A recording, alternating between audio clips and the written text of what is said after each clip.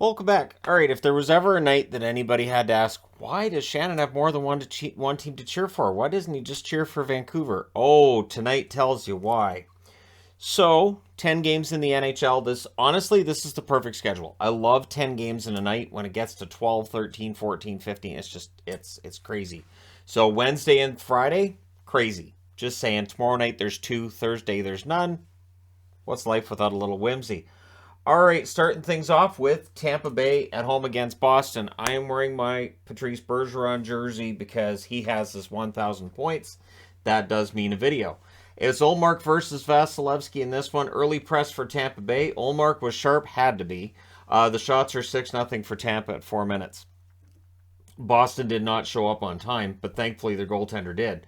Stamkos with a near miss, more pressure. There was a post for Hedman on a rush. Points denied and close.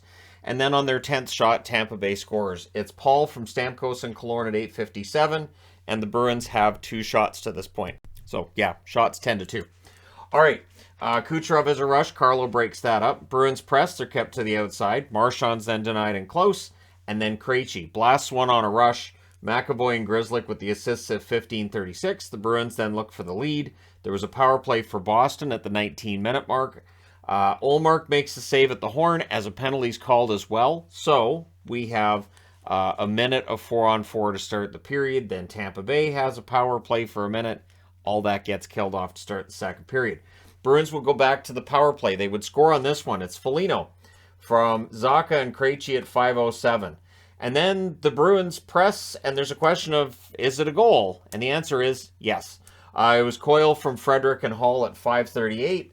It counts, so it's suddenly 3-1 for Boston. So they came out, they didn't necessarily start on time, but their goaltender saves their bacon, and they're up 3-1.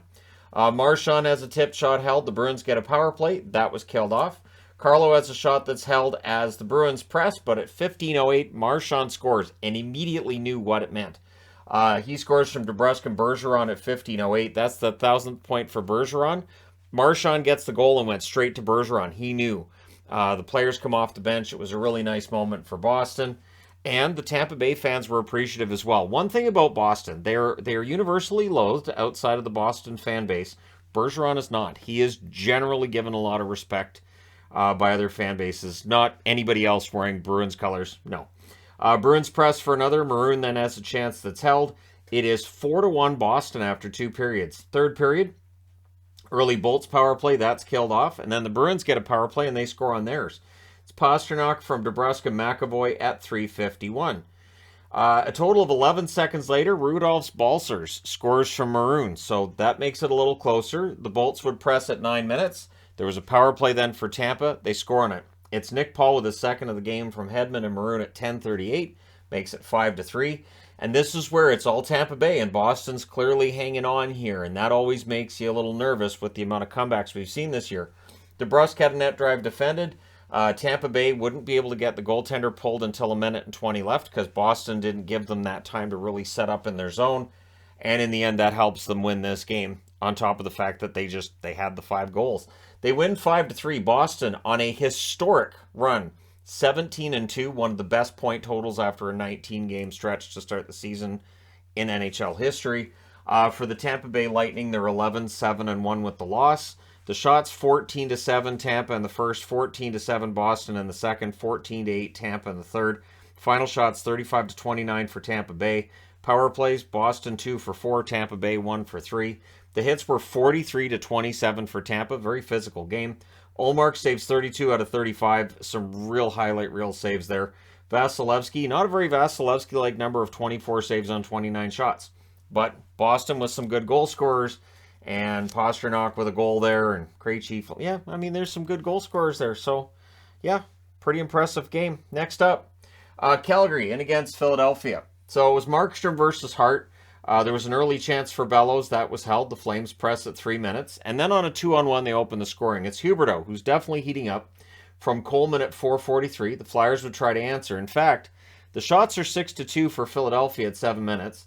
There's a power play for Calgary. That's killed off. We then had a fight between Gilbert and McEwen. Pretty good tilt.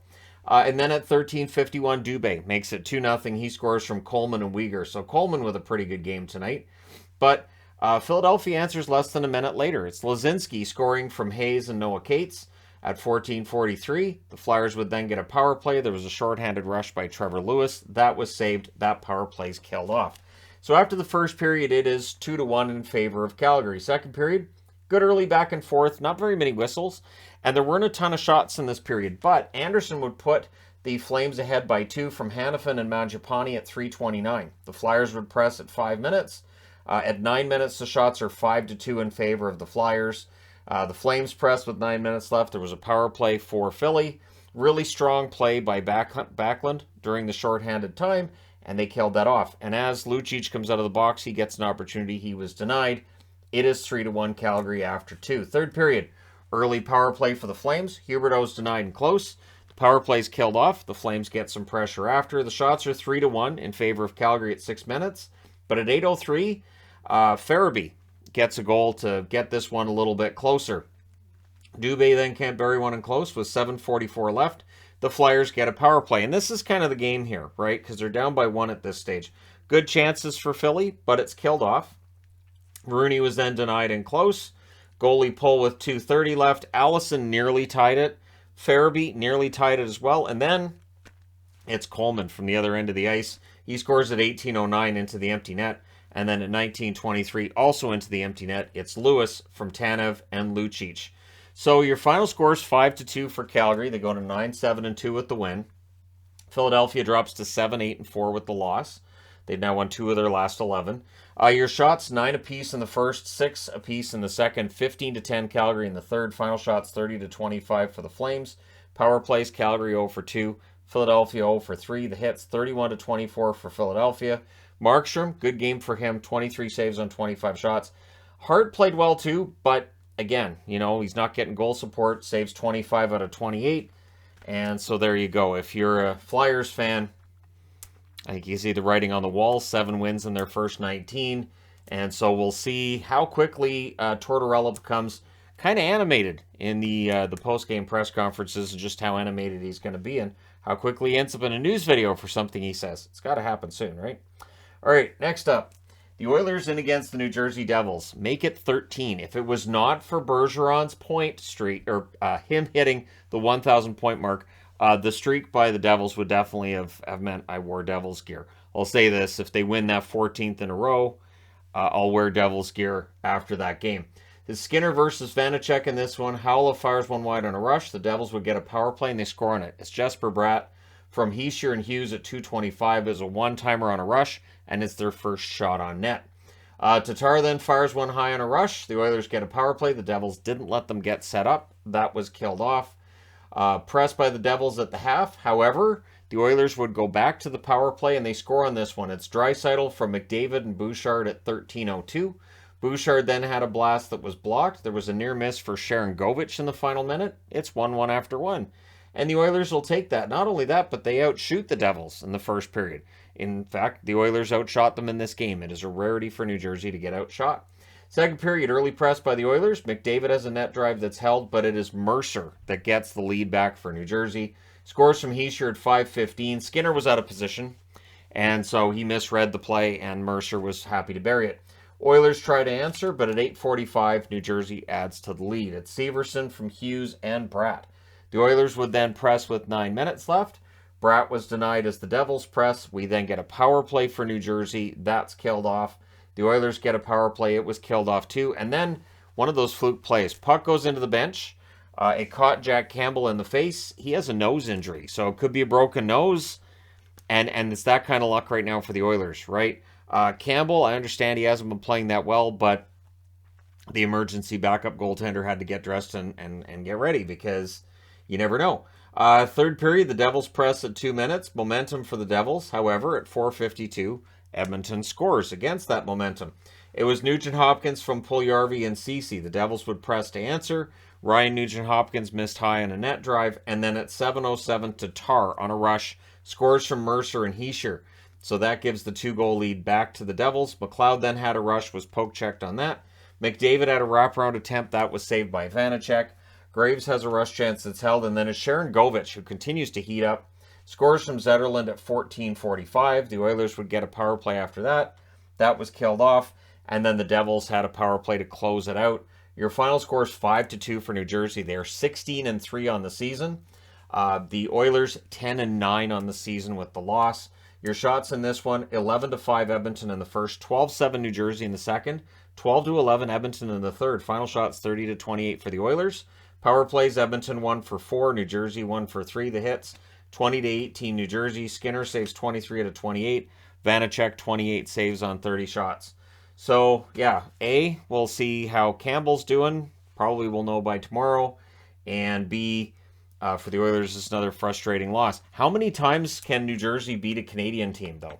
They have a perfect record. Isn't it like 9-0 against Canadian teams? So that's the next narrative about how this really isn't that impressive, 13 in a row. People still say, well, they haven't beaten anybody. Oh, okie dokie, but they've won 13 in a row. Where's your 13-game winning streak? All right, next up, Carolina. Carolina made this interesting. And Winnipeg, this might be the most surprising result of the night. I was honestly surprised by the end of it, too. So it's Kochetkov versus Riddick. The Jets press at 2.5 minutes. Harkins has a shot that's kicked aside. That was the only shot the Jets had in the first 6 minutes. Carolina only had one as well. So in the last game between Carolina and Minnesota, there wasn't a lot going on for large portions of the game, and it felt like that same style of a game was going on here. I don't understand. Carolina's a very offensively talented team. I don't understand. So Dillon has a shot that's held, and then we get some pushing. The Jets come out of that with a power play. There was a shorthanded 2-on-1. Aho's shot is held. Perfetti, his shot was held. Good cycle on that. It's killed off. The Jets press after, and then there's a press by the Jets again with 8 minutes left.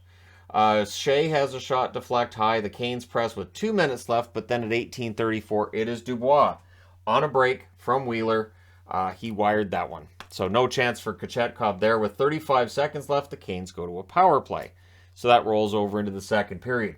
Burns was denied. The Jets clear it off. They cleared it out. They killed it off, and then they had some pressure after that. Canes press. They're kept to the outside. There was a post for Morrissey. The Jets press at 6 minutes, and eventually they score. It's Isamont, his first NHL goal, I do believe, from Gustafsson and Harkins at 6:44. So kudos to him on that. Canes, they then get some pressure. They draw a power play. Aggressive Jets penalty kill leads to it becoming a 4-on-4 for 28 seconds. Then it became a 4-on-3 for the Jets, which then became a 5-on-3. Strong penalty kill, though, by the Jets, or by the Canes, I should say. Scheifele's denied, the puck's held. With the sticks in passing lanes and the blocks that the Canes were pulling off, they do kill off the 5-on-3 and then the 5-on-4. Then Gagne couldn't bury one in close. We're going to the third period. It's 2-0 Jets. And at 3:56, Morrissey gets what appears to be an insurance goal. Morrissey from Wheeler and Dubois. And it was a good press by the Jets. And you're thinking, all right, good game. Now it's just a question, can Riddick get a shutout? Well, no. Jets press for another. There was more pressure by them at 8 minutes. Shots on net are not reflective of the zone time the Jets are getting. It's 3-2 for the Canes with 8 minutes left. So the Jets are getting zone time. They're not getting the shots through on the net. So goalie pull with 5 minutes and 40 seconds left. Hey, swing for the fences. It works. First, it's Slavens from Svechnikov and Aho at 15:12. So pull the goalie again. And Svechnikov from Burns and Aho at 16:52. Tipped in, and I just put after that, oh boy, because this was a 3-0 lead. Now it's 3-2, and the Canes with some momentum. Burns nearly ties it next shift. The goalie pull with 2:15 left. Connor had an empty net goal attempt that was blocked by Slavin. How important was that? Well, at 19:20, Natchez scores from Aho and Jarvis. So this is the question I have when it comes to Carolina. They score 3 goals in 4 minutes. This is a team that has an explosive offense. For some reason, they don't play that way. I don't get it.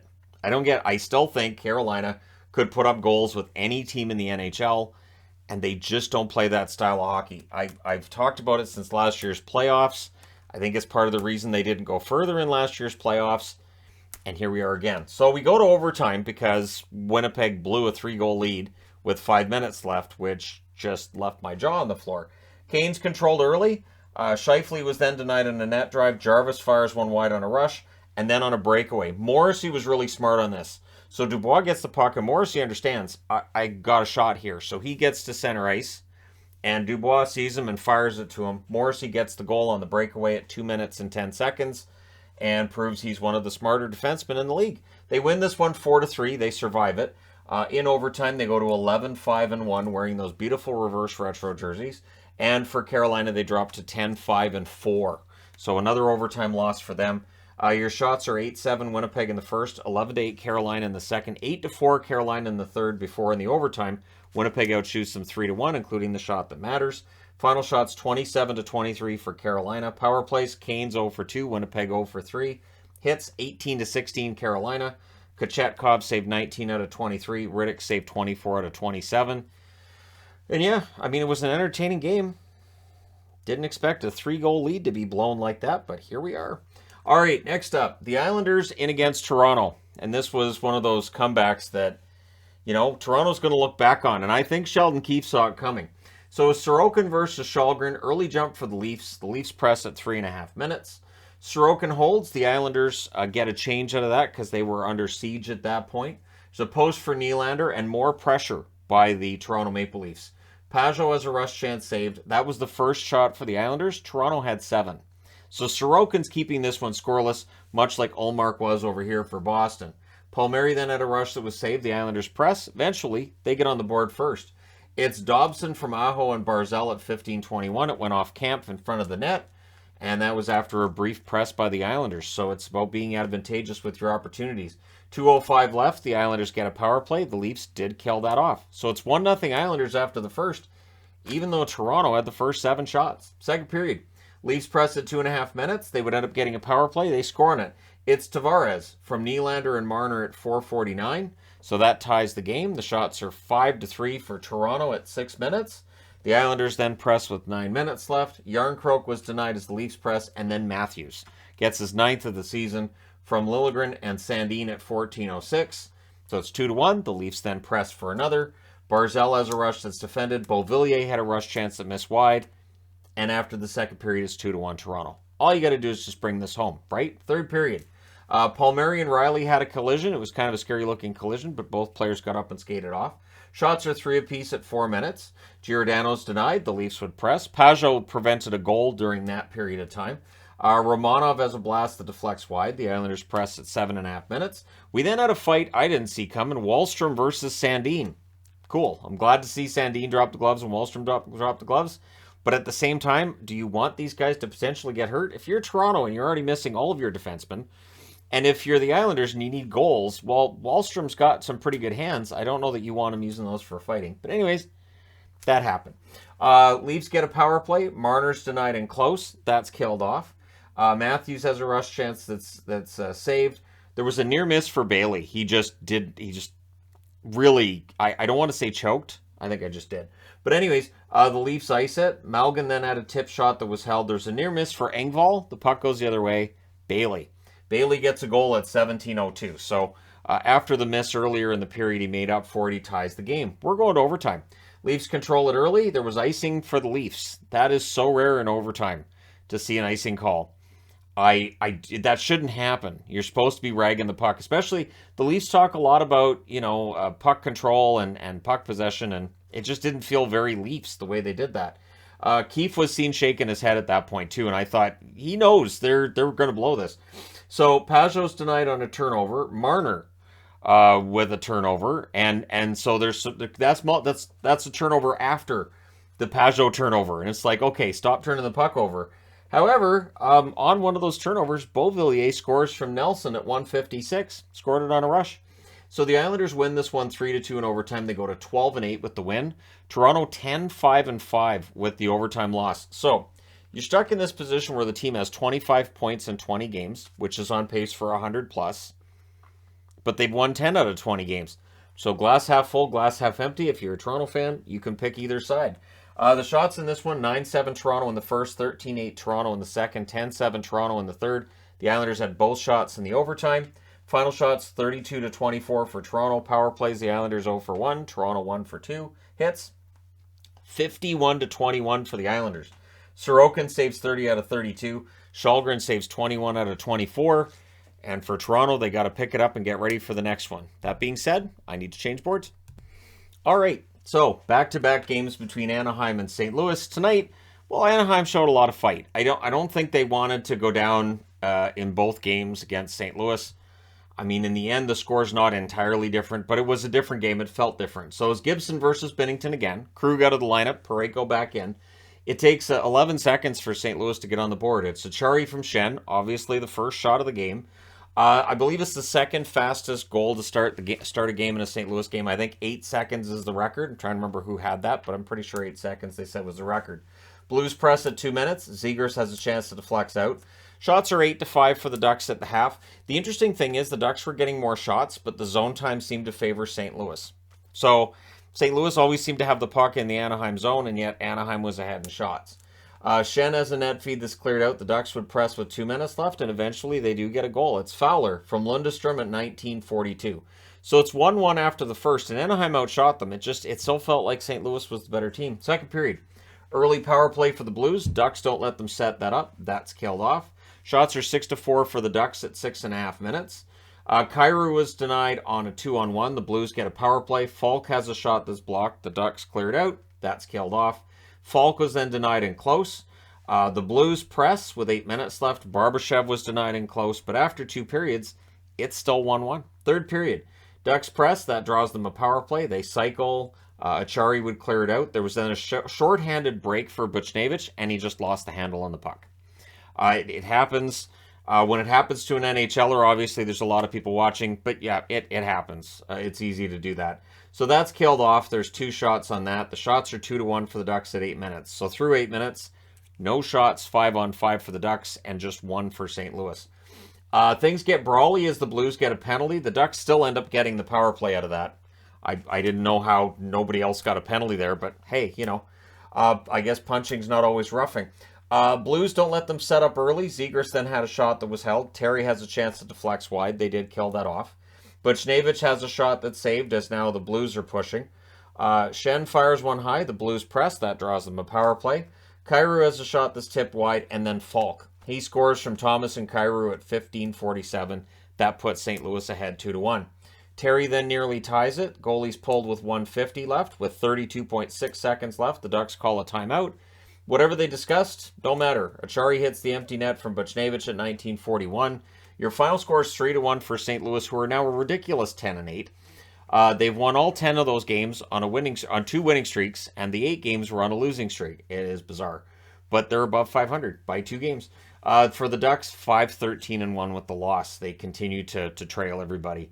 The shots in this one: 15-9 Anaheim in the first, 11-7 St. Louis in the second, 7-6 St. Louis in the third.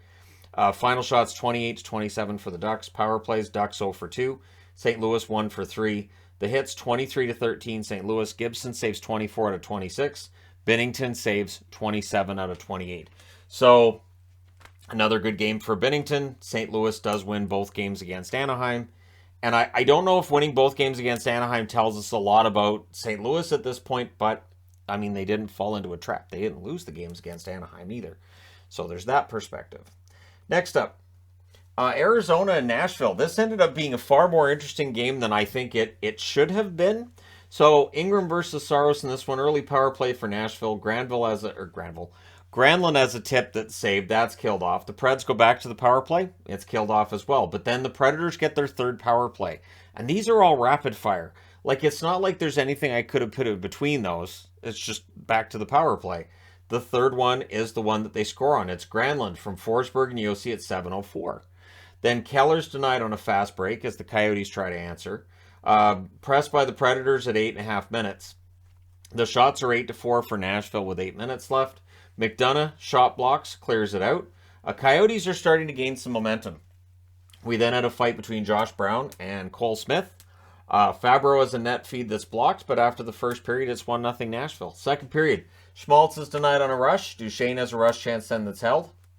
Shots are 4-1 for Nashville at 5.5 minutes. Glass missed wide on a net drive. Then there's a press by Nashville at 6 minutes. Eventually, though, on a rush opportunity, Krause gets a goal from Bjugstad and Michelli at 8:49. So the Preds then look for the lead. The Coyotes, though, they would press back. They draw themselves a power play. There was a post from Michelli as it came to an end, and then Bjugstad. He would score from Mosier at 15:56. It was a good forecheck by Arizona that sets that up. And Bjugstad with a goal puts Arizona in the very unlikely position of having a lead in this game. There was a press by Nashville to answer. We get 2 minutes of 4-on-4. Fabro has a blast that's saved in the final minute. And after 2 periods, it's 2-1 Arizona. With me thinking, could they? Could they really? No. Third period, early Preds power play. They score on it. At 1:03, it's Josi from Johansson. Then 28 seconds later, Duchesne fires one high. Sissons with the assist. So at 1:31, Nashville's ahead. And then the Nashville Predators are looking for another. There was a net feed then to Valimaki. That was broken up. Nashville goes back to the power play. That's killed off. There's a press by Nashville with 9.5 minutes left. They would end up getting another power play. During this one, Arizona scores. Bjugstad, the shorthanded goal at 13:15 on a rush opportunity. Obviously, shorthanded goals usually are. And then the Coyotes finish the kill. That's the important thing. You get the shorthanded goal, and then you finish off the kill. O'Brien's then denied in close. And with 2:52 left, the Coyotes get a power play. So now Nashville's left in the position of having to kill it off, which they did. But we're going to overtime in a game that I felt like Nashville was going to win in the third period, and they didn't.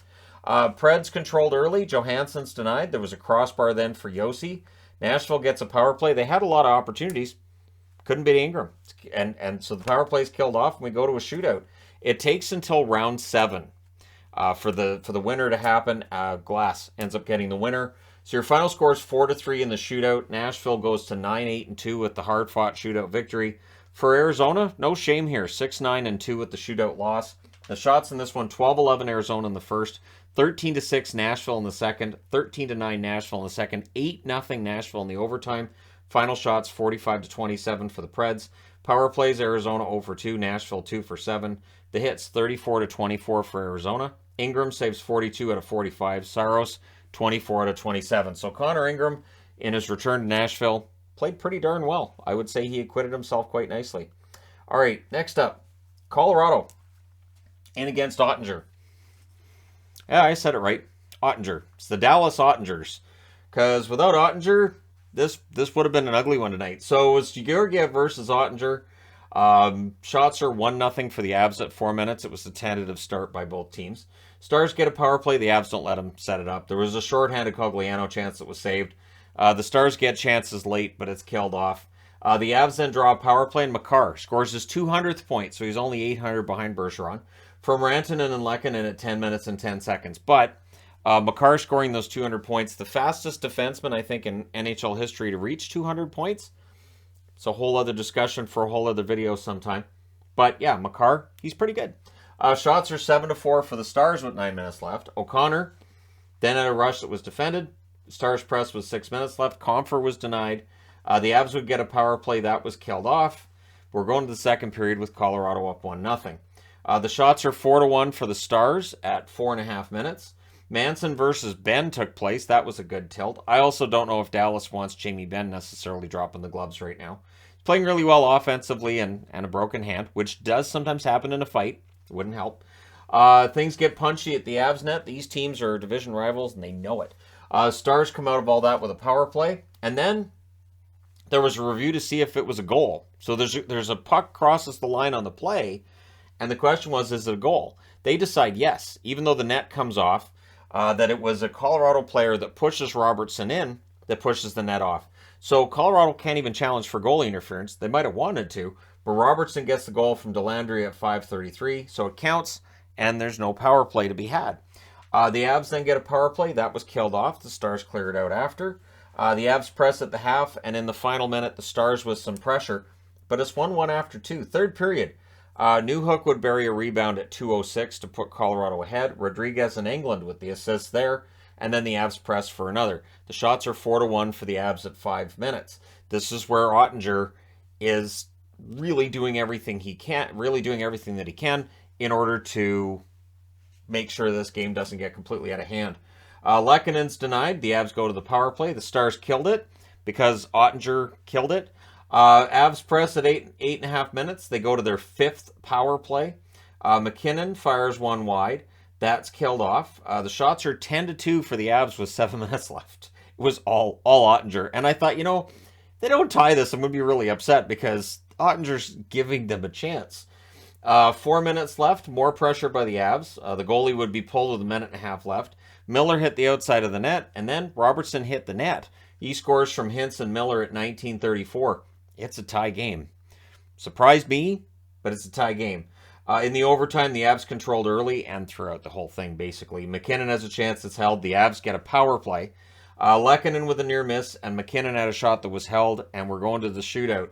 In the shootout, Mikko Rantanen gets the winner. The right team gets the shootout victory in Colorado. They go to 11-5-1 with the win. The shootout loss, that point is on Oettinger. 11-5-3. Without Oettinger, they'd be 11-6-2. So, for Dallas, they're 2 points ahead of Colorado, but I mean, really, Colorado is the best team in the division right now. Shots, 11 apiece in the first, 8-7 Dallas in the second, 13-5 Colorado in the third, and 4-0 Colorado in the overtime. Final shots, 35-24 for Colorado. Power plays, Colorado 1 for 6, Dallas 0 for 1. The hits, 17-16 Dallas, Georgiev 22 saves on 24 shots. Oettinger, 33 saves on 35 shots. And yeah, he's been fantastic this year. And yeah, there you go. All right, next up, Ottawa and San Jose. So this feels like, and I'm saying feels like, I don't know that it is, but this feels like a game that could cause a change in Ottawa. This is a game that you're at the start of a road trip. You need things to start turning around. And if anything, they kind of end up getting worse. So it's Talbot versus Kähkönen. The shots are 2-0 for the Sens at 3.5 minutes. And they came out playing well. Sanderson has a shot that's deflected out. But then the first shot San Jose gets goes in the net. It's Gregor from Cunnin and Benning at 6:22. Stützle had a net feed that wouldn't go. The Sens press at the first half. And then, after a face-off win, Stützle scores from Tkachuk at 13:14. It's a tie game at 1. Sharks press with 5 minutes left. They end up getting a power play. That was killed off. The Sens then had a power play at 18:08. So it doesn't score before the end of the first. And, of course, it got killed off to start the second period. Just the one shot managed during that 2-minute span. Carlson was denied on a net drive, but then on a good press, Meyer scores from Carlson at 1:18. We then had a fight between Kastelik and Cicek. Is that Cicek's first NHL fight? I think so. Stützle's denied on a net drive, and then Nieto. He scores from Benning and Barabanov at 4:53. Talbot's out. Forsberg's coming in. It's an odd visual with San Jose because they don't have room for the backup goaltender on the bench. So they actually have to go off in the corner. So it adds extra time. So Keenan would have loved that. But anyways, the Sens try to answer. Meyer had a net feed that was held. If you know, you know. The shots were 5 apiece at 8 minutes. So better second period for San Jose after getting outplayed badly in the first period. And then they just take over. The Sharks press at the half. Carlson's denied as the Sharks press some more. They end up getting a power play. That does happen when you're spending that much time in the other team's zone, and they score on it. It's Hurdle from Couture and Carlson at 15:56, a goal that was initially credited to Couture. It's been changed to Hurdle. Meyer then has a net drive that's held, but after 2 periods, it's 4-1 in favor of San Jose. Third period, Pinto had a rush chance that was saved. The shots are 2-1 for Ottawa at 6 minutes. Sharks press at 8 minutes. Hamonic had a shot that was blocked. Sens then get a power play. There was a post for Stützle. It becomes 18 seconds of 4-on-4. And then the Sens get a power play, but everything's killed off there. Goalie pull with 3 minutes and 10 seconds left. What that allows is an empty net goal. Couture from Megna and Cunnin at 19:01. And San Jose wins this one 5-1. They go to 7-11-3 with the win. They're 4th in 5 games, I do believe. And for Ottawa, 6-11-1. Rough start to the season. Shots 13-3 Ottawa in the first, 21-8 San Jose in the second, and then 17-7 Ottawa in the third. Final shots 38-31 for the Sens. Power plays, Ottawa 0 for 2, San Jose 1 for 3. Hits 31-18 for Ottawa. Talbot saves 4 out of 7. Forsberg saved 22 out of 23. Kähkönen saves 37 out of 38. And up next for Ottawa, Vegas. Vegas is up next for Ottawa.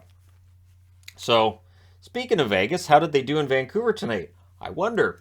All right, so it's Thompson versus Demko. And I watched Demko on Friday as he got his save percentage up.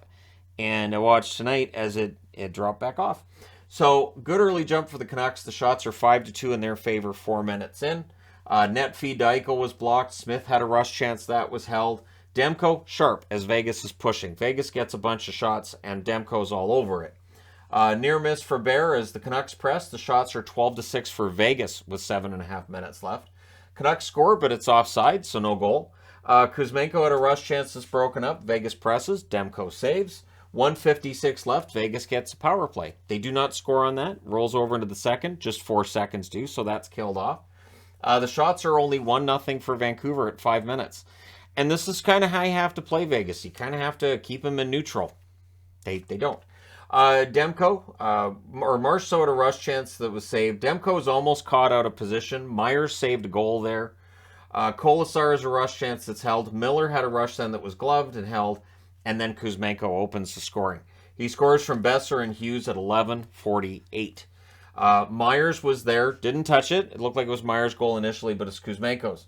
Theodore then had a shot that was held as they press. Marchessault has a shot that's tipped high, and then it's the rapid-fire goals. First, it's Stone from Eichel and Martinez at 14:52, and then it's Carrier. Goes in off his leg from Eichel and Pietrangelo at 15:41. So 2 goals in less than a minute. You can't do that. So Vegas presses with 3 minutes left. The Canucks would press in the final minute, but they're down 2-1 after 2. Third period. At 1:47, Horvat snaps at top shelf, his 15th of the season, from Miller and Stillman. Stillman's first point as a Canuck. Canucks then get a power play. They don't score on it, but after it's done, Luke Schenn scores from Hughes and Lazar at 5:35. Suddenly, the Canucks are up 3-2. And then, Pettersson scores from Kuzmenko at 6 minutes and 11 seconds. He scores on his own rebound. Mikheyev had an assist on that one as well. It's 4-2 Vancouver at 6:11. So what could possibly go wrong? Well, Vancouver did. First, it's Carrier from Martinez and Pietrangelo at 6:54. While they're announcing the Pettersson goal, Vegas scores. And then at 8:57, Smith scores from Marchessault. That ties it up. Stone then scored. That goal came off the board because they missed a stoppage before that. And then Pietrangelo would score a relatively easy net drive goal where I said out loud, yeah, don't bother trying to check him. Just, it's in the net. There you go. Stone and Stevenson with the assists at 14:14. The best way I can put it is when I watch these games and something like this happens where it's buried in close and all that stuff, I kind of turn into Henry Winkler in Waterboy when he's watching the footage of his football team when they drop the football and the other team picks it up and they drop it and they still have time to pick it up and run for the touchdown. I kind of turn into that character, so if you've watched Waterboy. Anyways, goalie pull with 2 minutes and 4 seconds left. The Canucks call a timeout with 34.9 seconds left. They end up losing this one 5-4. It's just, that's how it works. Vegas goes to 15-4-1 on the season. The Canucks drop to 6-10-3. I still like the reverse retros. But, yeah, this was not the same kind of result they had in the reverse retros on Friday. They need to go on a winning streak if they're going to get back in the hunt. They don't look like a team that's going to go on a winning streak. You cannot lose a 2-goal lead in the third period. I know it's Vegas. I know how lethal Vegas can be in the third, but you have to show you can shut that down. So the shots, 17-8 Vegas in the first, 8 apiece in the second, 14-13 Vancouver in the third. Final shots, 38-30 for Vegas. Power plays, both teams go 0 for 1. The hits, 25-14 Vancouver. Thompson, 25 saves on 29 shots. Demko, 33 saves on 38 shots. So, a rough night for the Canucks yet again, and we'll see if anything changes or if anything happens. But again, to me it feels like the Ottawa game tonight, something has to happen with Ottawa soon here. This has really got out of control. They're 6-11-1. They can't have that. But let me know your thoughts in the comment section below, as always. Don't forget to hit like and subscribe. If you're browsing your way through, you just happened upon this video.